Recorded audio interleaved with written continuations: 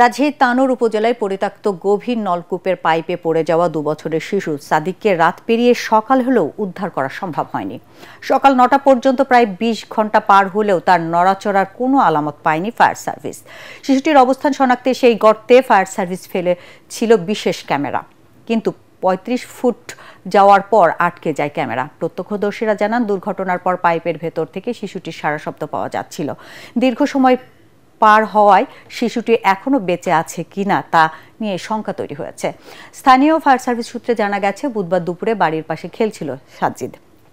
সেখানে বরেন্দ্র বহুমুখী উন্নয়ন কর্তৃপক্ষের অধীনে পরীক্ষামূলকভাবে একটি গভীর নলকূপ স্থাপনের পর সেটি পরিত্যক্ত অবস্থায় ফেলে রাখা হয়েছিল।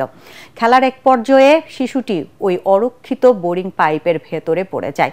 বিষয়টি টের পেয়ে স্থানীয়রা প্রথমে উদ্ধারের চেষ্টা করেন এবং ব্যর্থ হয়ে ফায়ার সার্ভিসে খবর দেন।